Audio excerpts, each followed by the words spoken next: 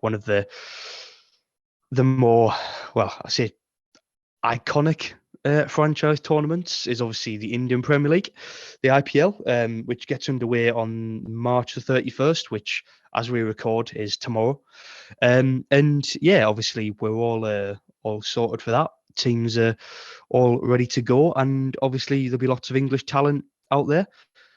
One of which is England Test captain Ben Stokes, who in recent days it kind of seems that he's going to be going there a little bit patched up, Peter. I don't know if you agree with the way news reports have been going about him playing in the IPL. He sounds like it might be a bit patched up for at least the start anyway. I don't know what your thoughts are on that.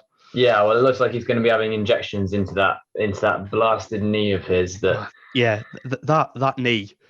It's one of the most troublesome knees in sport. It's might be a bit dramatic, but no, it is. It definitely is. From our perspective as English cricket fans, it's probably the most troublesome knee in sport. So he's going to have injections on it, and I think if he goes as a specialist batter to the Super Kings, the Chennai Super Kings, then fair enough. I guess that they paid their money for him, and they want him somehow, whether he's going to play as a bowler, all-rounder, batter, whatever. And I mean, like, he'll still go as one of their gun fielders. He's an exceptional fielder no matter what.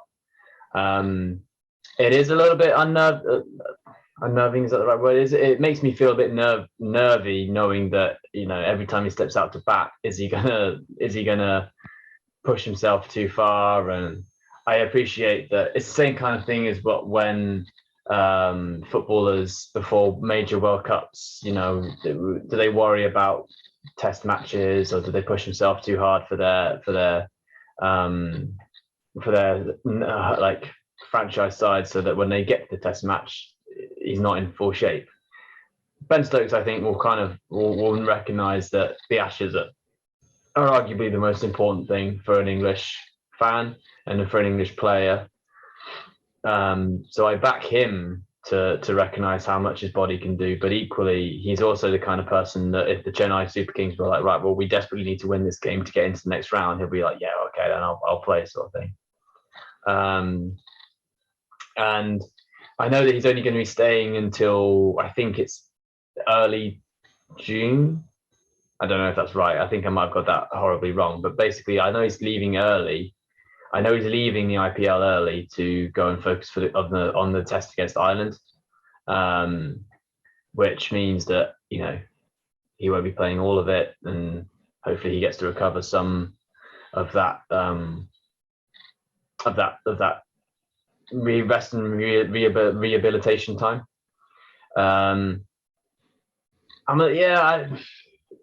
He likes the IPL. He's gone every year, basically gone every year, and you can't stop him from going, really. So he just has to be careful. And I guess the other person that needs to be careful as well is Jofra, who will probably play IPL and go straight into the Ashes. I don't know if you've got anything on Stokes or indeed Jofra, like by either of them, Paddy. I mean, the thing with, it's hard to sort of disagree with your points on Stokes there. It's just, I think it'll be a case of whenever I'm watching Chennai and Stokes is playing, it'll be a case of like maybe watching from like behind the couch, just kind of thinking like, any sign of discomfort, you're going to be thinking, oh God. But, I mean, it's obviously,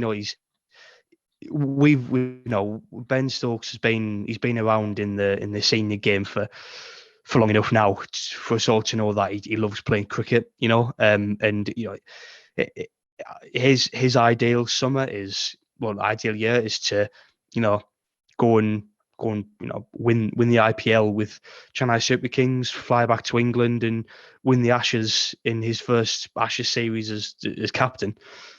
And if anybody can do that, even with what is I don't want to say dodgy knee, but with a knee what has given him so much problems, if anybody's going to do it, and if there's anybody who's capable of that, then it's Ben Stokes.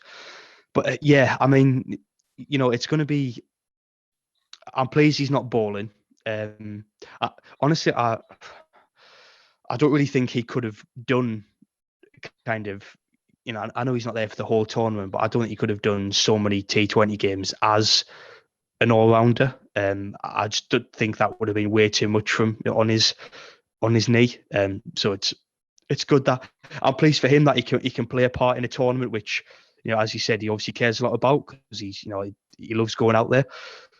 But it's good that, everyone involved is thinking, well, we don't want to run him into the ground right before the home Ashes series. So yeah, great to see him go to the IPL, but yeah, just want him to be careful, which makes it sound a bit like a caring family member. But honestly, that's what it feels like with Ben Stokes when that, it comes to his injury. You just say going like, don't get hurt.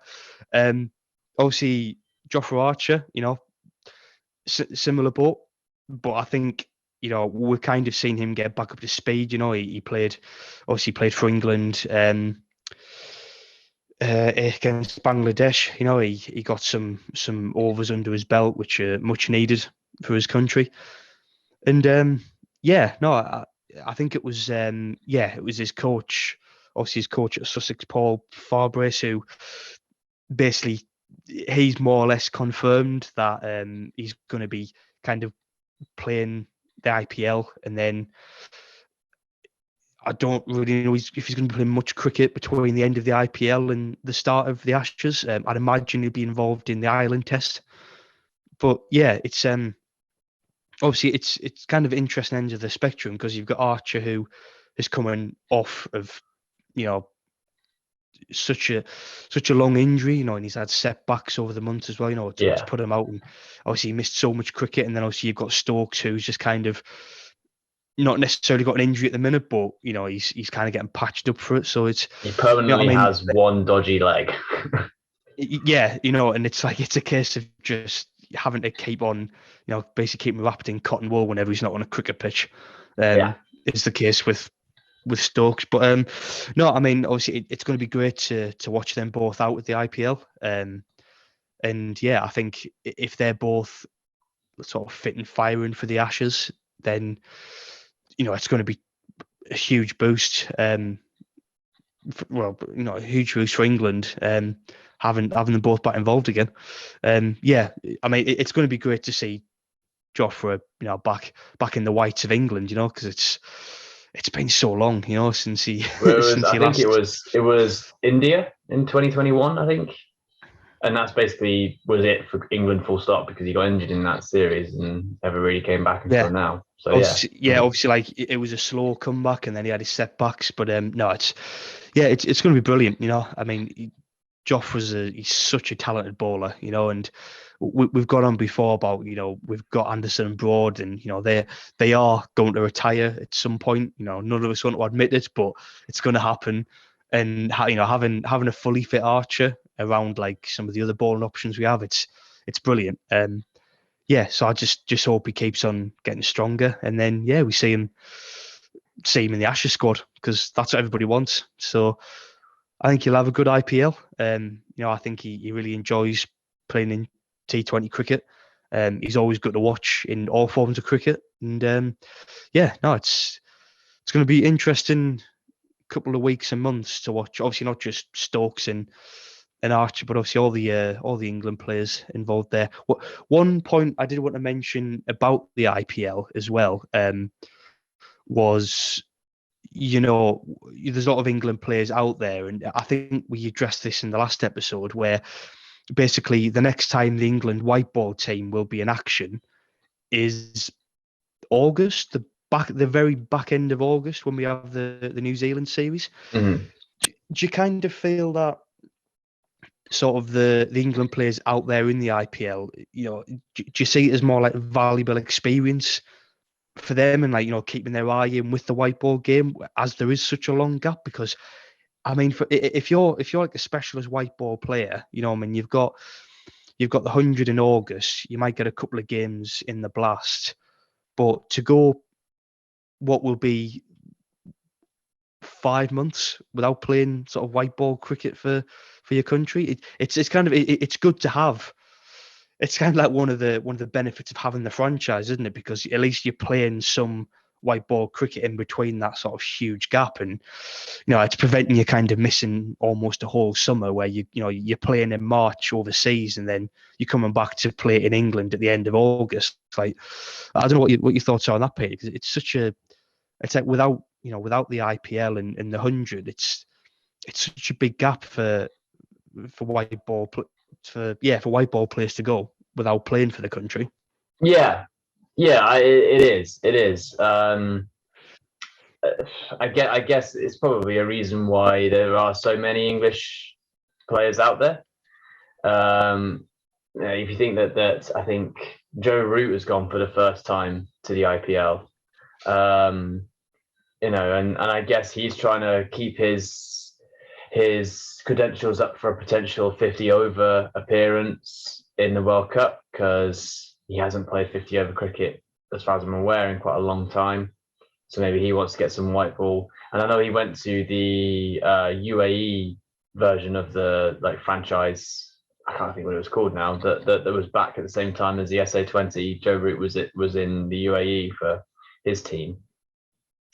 I guess it's an important factor for people like Moeen Ali, Adil Rashid, who need to play more regular white ball cricket.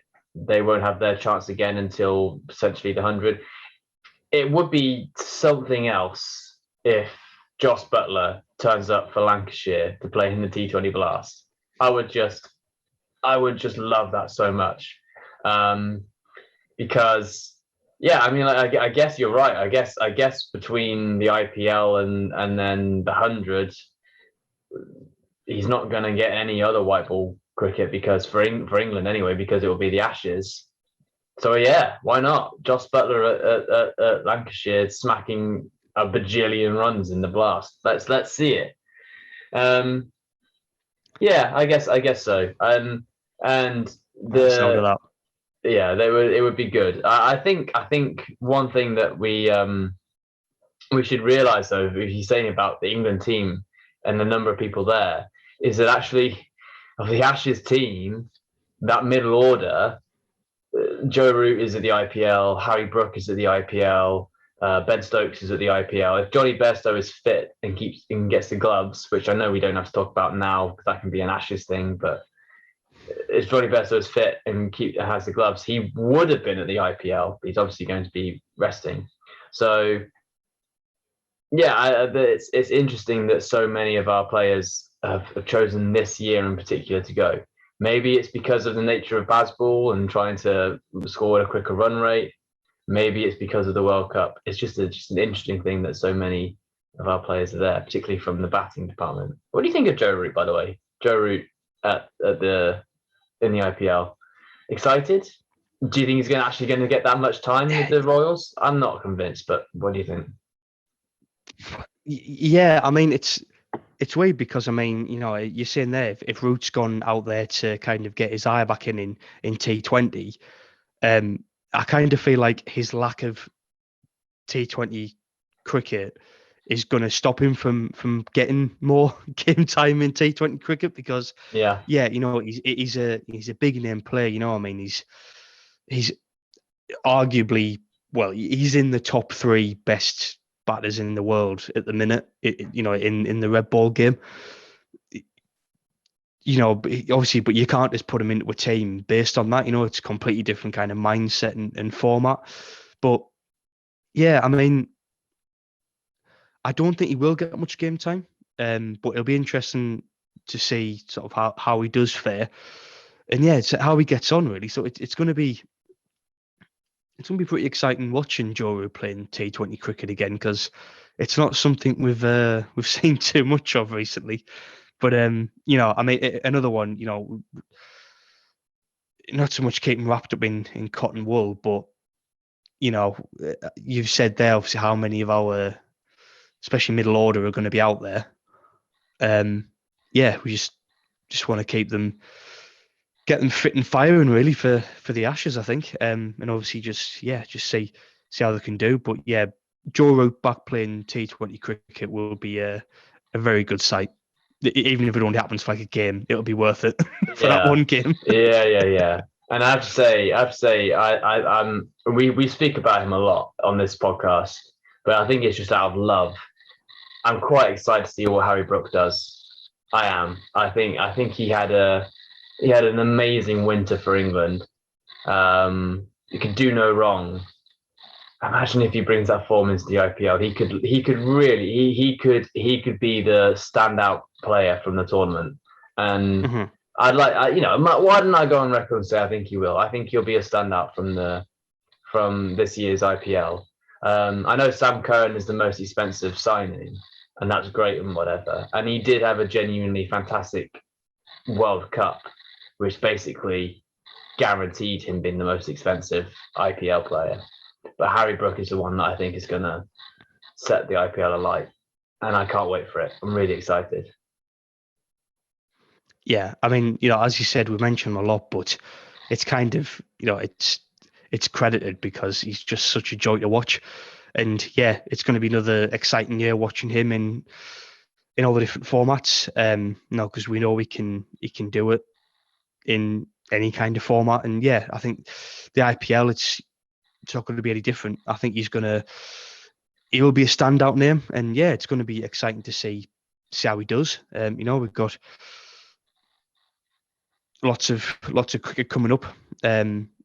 Obviously, kicking off with the IPL, and yeah, it's going to be good to kind of see the England players back in action, really, because it's not been that long since we last played, but I don't know. At the same time, it feels like it's been a while.